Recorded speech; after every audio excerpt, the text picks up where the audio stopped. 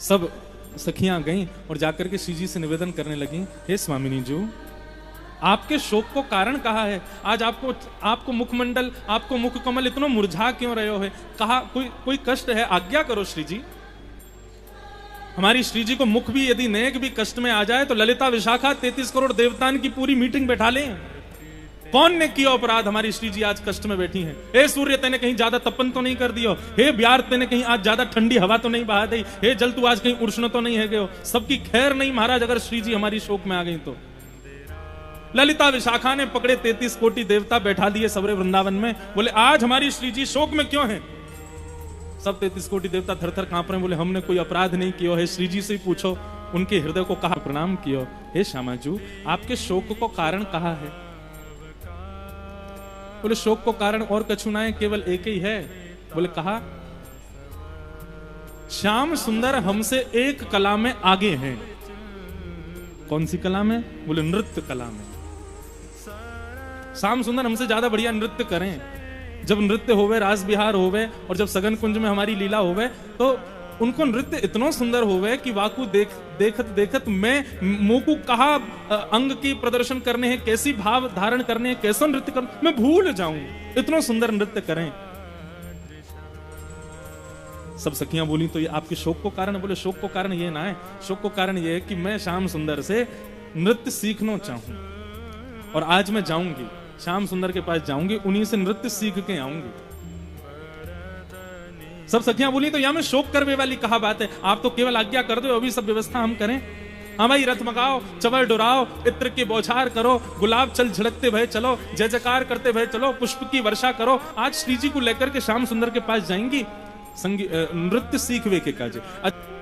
जैसे किशोरी जी बाहर आई, बाहर आकर के देखे रथ खड़े हैं, चवर्ण उड़ाए जा रहे हैं, पुष्प बरसाए जा रहे हैं और इत्र के छिड़काव हो रहे हैं। श्री जी बोली ये सब कहा है रो? ललिता विशाखा बोली आप नृत्य सीखने जाओगी ना तो लेके चलेंगे आपको। बोले नृत्य सीख वे विद्यार्थी बन के जानो, राजा बन के नहीं जानो। ये सब वापस करो, ये रथवत में बैठ के नहीं जाएंगे, हम पैदल पैदल जाएंगे।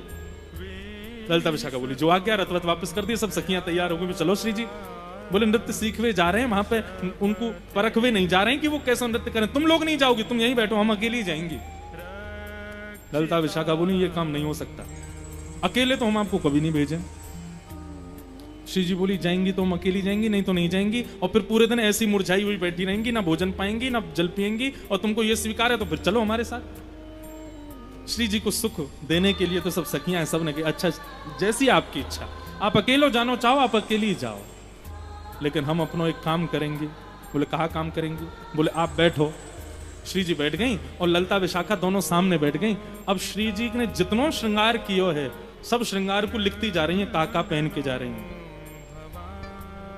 माथे पे ऐसा सुंदर शीश फूल धारण किया है, कानन में ऐसे कुंडल पहने हैं, हाथन में ऐसे कड़ूला पहने हैं, उंगली में ऐसी अंगूठी मुंदरी पहनी है, पामन में पाजेब पहनी है, कमर में करधनी पहनी है, गले में इतनी माला, एक एक चीज लिखती जा रही है। श्री जी बोली ये सब कहा कर रही हो? बोली आपके गुरुजी चोर हैं, तो पहले ही पूरा लेखा जोखा कर लें, कहीं पता चली आप लौट के आई और कोई सामग्री नहीं मिली तो। श्री जी बोली तुम लोग नहीं सुधरोगे, तुम्हारी दृष्टि बड़ी बड़ी बेकार है, तुम हमारे श्याम सुंदर को समझ ही नहीं पाई हो। ललिता विशाखा बोली हम बहुत भली भांति जाने भाई, जन्म जन्म को चोर है, ने 100 बामन बन के गयो बलि के यहाँ और बोलो 3 पग जमीन चाहिए, और जैसे ही संकल्प भयो सोई विराट है गयो, 2 पग में तीनों लोग नाप लिए। यहां से तो सावधानी, आप तो श्री जी भोली हो बड़ी, ऐसी चली जाओगी, हमको पूरा काम करन दो। पूरा लिख लियो महाराज, माथे पे ये पहनो, कानन में ये पहने, गले में इतने हार पहने, हाथन में कड़ूला पहने, पैरन में पाछे पहनी, कोंदनी पहनी, मुंदरी पहनी है, और सब जब बिल्कुल लिख लियो बोले अब आप जाओ। श्री जी निकल गए। श्याम सुंदर यहां वृंदावन के तट पर वंशी वट पर एक कदम्ब वृक्ष के नीचे पौड़े हुए हैं, गैया चरावे के काजे गए हैं। इतने में ही लेकिन जैसे ही श्री जी सन्मुख आई तो श्री जी के मुखमंडल पर सूर्य के प्रकाश के कारण श्री जी के मुख से एक तेज उत्पन्न होके वो श्याम सुंदर के ऊपर पड़ने लगा, और श्याम सुंदर को ऐसे ऐसे चौंधा जैसा आने लगा मुख पे। बोले अरे ये कहा है रो? जैसे थोड़ी सी अपने हाथ ऊपर करके देखे तो देखे साक्षात वृषभानु नंदिनी श्री किशोरी जी पधार रही हैं। अब तो महाराज जैसी देखे किशोरी जी आई हैं, लाला तो बड़े प्रसन्न है कि बोले जय हो, आज तो हमारे भाग्य उठ गए, साक्षात वृषभानु जी नंदिनी पधारी हैं, चरणन में प्रणाम कियो। बोले जय हो श्री जी पधारो। श्री राधा मुख चंद्र चको, जय जय देव हरे। ठाकुर जी बोले, श्री जी आप कैसे पधारी आज, मुंह पे कृपा कैसे भई? बोले हम आपसे नृत्य सीखने आई हैं। बोले अच्छा, हमसे नृत्य सीखने आई हो आज? बोले हाँ, आप हमको नृत्य करना सिखाओ। अरे श्यामा जी कोई कमी थोड़ी, आप तो इतना बढ़िया नृत्य करो, पर हमसे सीखवे काहे को आई हो? बोले नहीं नहीं नहीं, आप जैसा नृत्य करना, ब्रजभाषा समझ आ रही है ना, मुझे आप जैसा नृत्य करना है। ठाकुर जी बोले 3 बातन को ध्यान रखियो। पहली बात, जैसो गुरु बतावे वैसो पालन करियो। दूसरी बात, भाव में बिल्कुल भी भंगिमा नहीं होनी चाहिए। यदि नृत्य करते करते आप श्रमित रह जाओ तो मुखमंडल पर दिखाई नहीं देना चाहिए। तीसरी बात, मैं जैसो जैसो कहूं यूं हाथ ऐसे हाथ, उनको विशेष ध्यान रखियो, ताल नहीं छूटनी चाहिए। श्री जी बोली जैसे बताओगे करेंगे, लेकिन आप हमको नृत्य सिखाओ।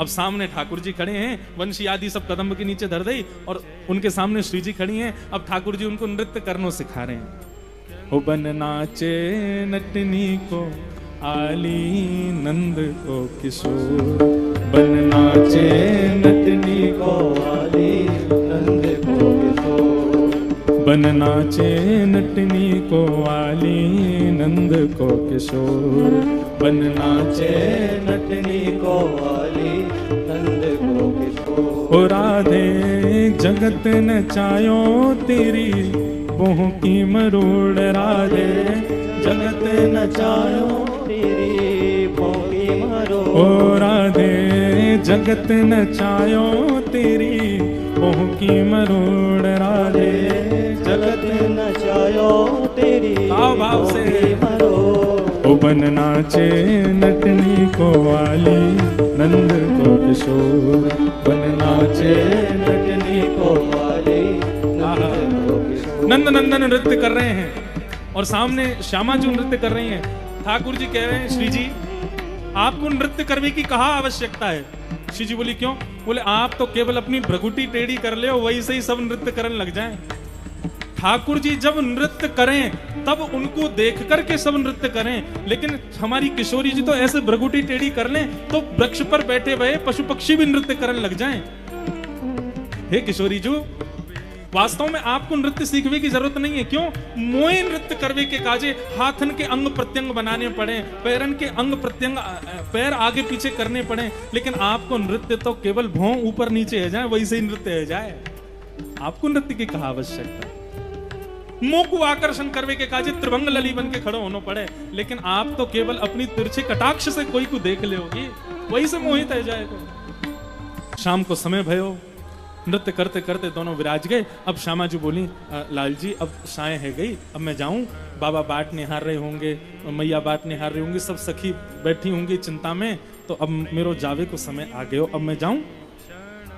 ठाकुर जी बोले हाँ ठीक है, फिर अब आपको आनंद आयो आज? बोले हाँ आयो।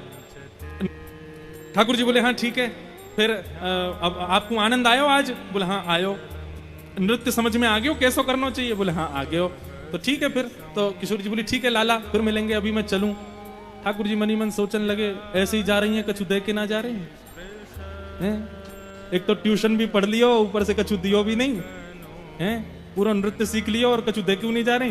ठाकुर जी ने 1-2 बार संकेत किया, लेकिन किशोरी जी बोली अच्छा ठीक है लाला मैं चलूं।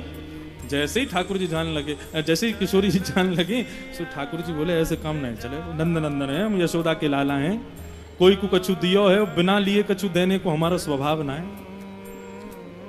तो भैया ब्रज की रीति है, कोई प्रेम से दे दे, राजी राजी दे दे तो बहुत बढ़िया, नहीं तो गैर राजी लेनो भी आवे।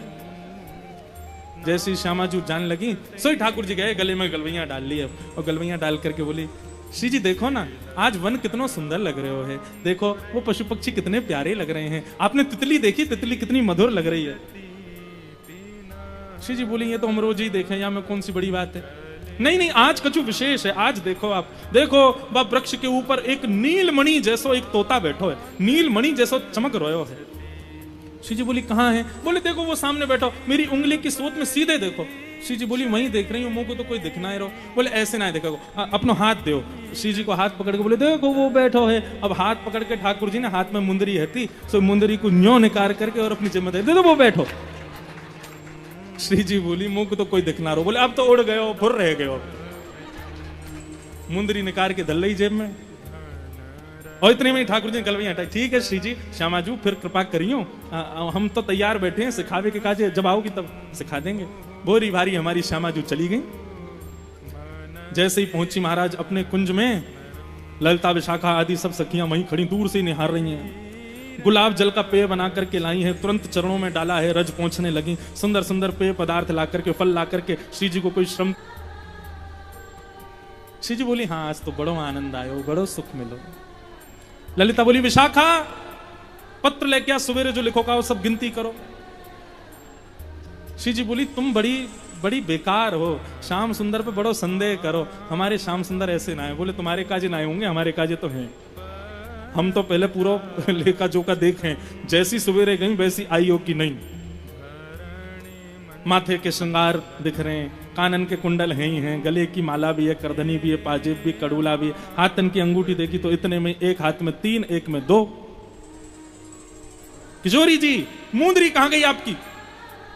बोले पता ना, वो तो यहीं हती हाथ में। बोले हम आपसे पहले ही कह रहे हैं। बोले ये नंद को छोरा जो है का 1 नंबर को चोर है, और ये मुफ्त में कछु सिखा ही ना सके। आप नृत्य सीखवे गई ना, यही मारे माने धल रही है अपने पास।